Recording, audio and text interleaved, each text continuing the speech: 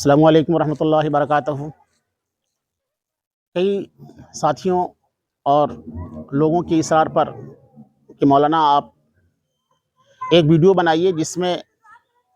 قربانی کے جانور کے بھاگ جانے یا گم ہو جانے یا مر جانے کے متعلق کچھ مسائل ہوں۔ تو ناظرین، مسئلہ یہ ہے اور لوگوں کا پوچھنا اور سوال یہ ہے کہ کوئی شخص قربانی کا جانور لیتا ہے اور محض صرف اور صرف اس نیت سے لیتا ہے کہ میں اس کی قربانی کروں گا، اور بہتر بھی یہی ہے کہ کچھ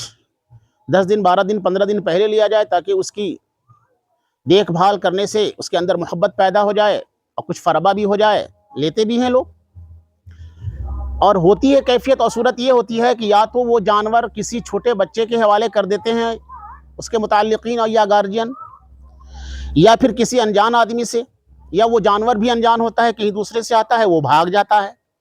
فرار ہو جاتا ہے، لاپتہ ہو جاتا ہے۔ دوسری صورت یہ ہوتی ہے کہ یا تو کوئی شخص دیکھا کہ بھائی یہ تو مال بہت فربا اچھا ہے، اچھا موقع ہے، اس کو بھگا کر کے چوری کر کے لے کے چلا گیا، کہیں دوسری جگہ بیچ دیا یا کیا لاپتہ کر دیا۔ تو یا تو جانور بھاگ گیا،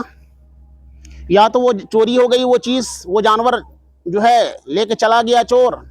یا پھر وہ جانور مر جاتا ہے کسی بھی صورت میں۔ تو اس صورت کے اندر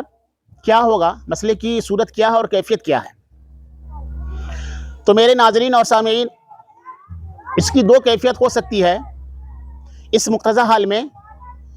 کہ قربانی کرنے والا شخص جو جانور لیا ہے وہ یا تو مالک نصاب ہوگا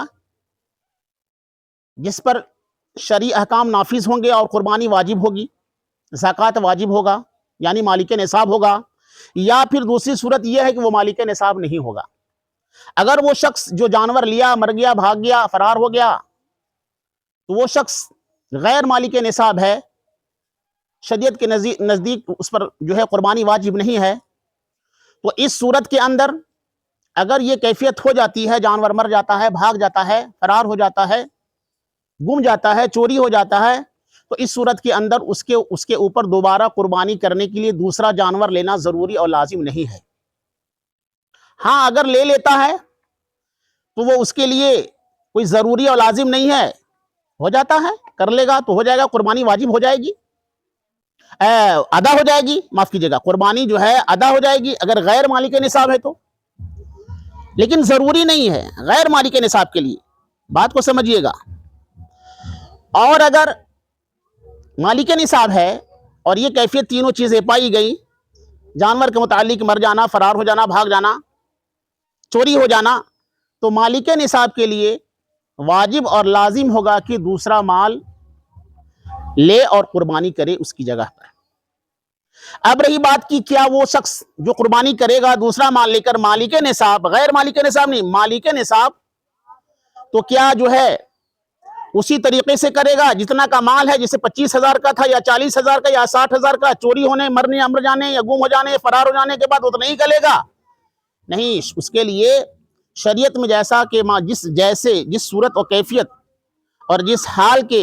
اور جیسا مال لینے کی شریعت اجازت دیتی ہے، مسئلہ اور فقہا اجازت دیتے ہیں، ویسا مال لے گا، فربا اور زیادہ موٹا یا زیادہ قیمت لینے کی ضرورت نہیں ہے، بس جواز کے دائرے میں ہو، اور اس مالک نصاب کے لیے دوبارہ قربانی کے جانور کا لینا ضروری اور لازم ہوگا۔ ایک کیفیت، تیسری کیفیت یہ ہوتی ہے کہ شخص مال لیتے ہیں، بازار سے، مارکیٹ سے مال لے کر کے آتے ہیں، لیکن نیت یہ ہوتی ہے، بات کو سمجھیے، نیت یہ ہوتی ہے کہ اس کو میں بیچوں گا، نیت، قربانی کے نیت سے وہ شخص قربانی کا مال نہیں لیتا ہے، قربانی کا مال قربانی کے نیت سے نہیں لیتا ہے، اور بعد میں اس کی نیت ہو جاتی ہے کہ میں قربانی کروں گا، تو وہ بات کی چیز ہے۔ بغیر قربانی کے نیت کے وہ مال لیتا ہے، اور آنے کے بعد وہ شخص آیا اور آنے کے بعد اس کو بیچ دیا، زیادہ مال میں بیچ دیا، تو بھائی جب قربانی کی نیت نہیں ہے تو وہ بیچ سکتا ہے، لیکن جب قربانی کی نیت سے لے کر کے آتا ہے 20,000 یا 30 یا 40 یا 50,000 میں، اور مارکیٹ سے آتے وقت راستے میں یا گھر میں یا کسی اور جگہ یا دوسرے میلے میں، محلے میں، گاؤں میں، میدان میں، مکان میں، خلیان میں اگر اس کی قیمت دوگنی لگ جاتی ہے، قربانی کی نیت سے لیا 40,000 میں اور یہاں اس کو 45,000 روپیہ جو دام مل رہا ہے، اور اگر اس کو بیچ دیتا ہے 5,000 کے فائدے اور نفع کے ساتھ، تو وہ شخص دوبارہ جب اس کو بیچ دیا 5,000 روپیہ فائدہ اٹھا لیا، 40 کا جب 45 نیت ہے قربانی کی، تو اب وہ شخص 45,000 کا ہی قربانی کا مال لے گا، اس سے کم کا نہیں. جو نفع لیا ہے اس سے کم کا نہیں، 45,000 کا ہی وہ مال کا وہ مالیت کا وہ مال لے گا، یا پھر اس سے زیادہ لے، کم نہیں، اس لیے کہ اس نے نیت کیا تھا کچھ اور بیچ کے نفع کما لیا کچھ، اس سے زائد کا یا تو 45,000 یا 45,000 سے زائد کا مال لے گا اور پھر وہ قربانی کرے گا. اور قربانی کے مال میں بیچ کر کے قربانی کی نیت سے لیا ہے تو کہیں سے یہ بھی صحیح نہیں ہے کہ اس سے فائدہ اور نفع حاصل کیا جائے. اگر حاصل کرتا ہے تو اس سے کم پیسے میں قربانی کا مال نہیں لینا ہوگا، یا تو اتنا ہی لینا ہوگا یا اس سے زائد کا لینا ہوگا. تو یہ ہوئے مسائل اور اس کی کیفیات. بہت حضرات یہ مقتضی حال کو دیکھتے ہوئے اس طرح کی باتیں اور سوالات کر رہے تھے، تو یہ امید ہے، میں امید کرتا ہوں کہ ہمارے تمام جو ہے ناظرین واضح طور سے یہ بات سمجھ گئے ہوں گے کہ مسئلے کی کیفیت کیا ہے اور صورت کیا ہے.